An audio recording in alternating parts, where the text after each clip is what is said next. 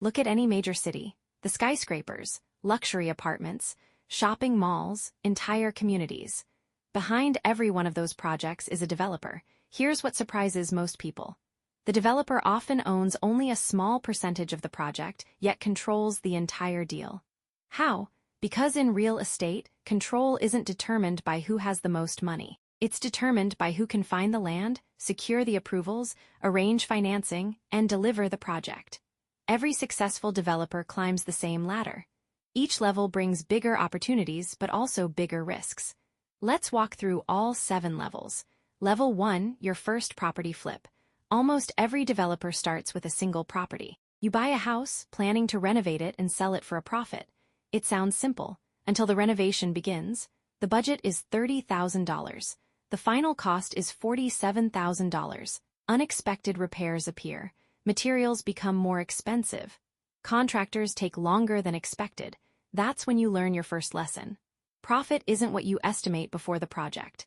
It's what's left after everything goes wrong. You sell the property. The profit isn't life-changing, but you've learned something more valuable than the money: experience. Level 2, learning to manage projects. On your next project, you stop doing the work yourself. You hire contractors. Now your job changes. Instead of painting walls or laying flooring, you're managing schedules, budgets, suppliers, and people. Delays become normal. Costs increase. Unexpected problems appear almost every week. Your second project may look better than the first, but it doesn't always make more money. That's because one of the biggest lessons in real estate is this: a great deal can fail because of poor execution, while an average deal can become highly profitable with excellent management. Level 3, building from the ground up. Now you stop renovating existing buildings. You buy land and build from scratch. Construction is only one part of the process. Before work even begins, you need permits, engineering designs, architectural drawings, environmental approvals, and financing. Many people think construction is the hardest stage. In reality, many projects fail before construction even starts because of poor planning, incorrect budgeting, or approval delays. At this level, planning becomes just as important as building. Level 4, small apartment developments. One house becomes 8 apartments, then 12. Now you're developing assets designed to generate long-term income instead of quick profits. Banks become involved. Investors start paying attention. A mistake that once cost $5,000 can now cost $50,000. Cash flow becomes more important than expensive finishes. Your first apartment project isn't perfect, but once the building is occupied and rental income starts coming in, your business begins producing predictable monthly revenue instead of relying only on property sales. Level 5, mixed-use developments. Now you combine different types of real estate into one project. Retail shops on the ground floor, apartments above, sometimes offices or restaurants. This creates multiple income streams from a single property, but it also increases complexity. Commercial tenants often need to sign leases before construction is complete. Success depends on understanding the future. Will people want to live here? Will businesses open here? Will the neighborhood continue growing? At this level, you're no longer just building property. You're investing in the future of an entire location. Level 6, large-scale development. This is where developers begin building communities instead of individual buildings, dozens or even hundreds of homes. Roads, parks, infrastructure, schools. The biggest challenge is no longer construction, it's financing.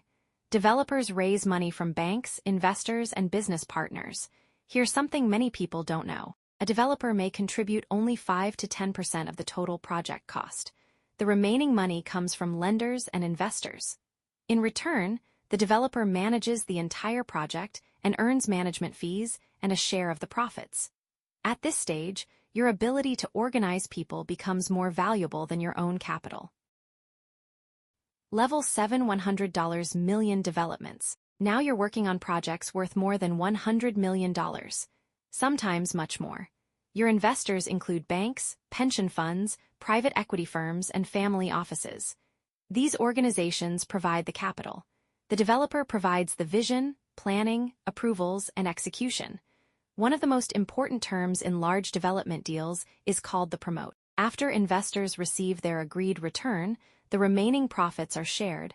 with the developer often receiving a significant percentage for successfully managing the project. This is how many developers build extraordinary wealth, not by funding every dollar, but by creating and managing opportunities that attract capital.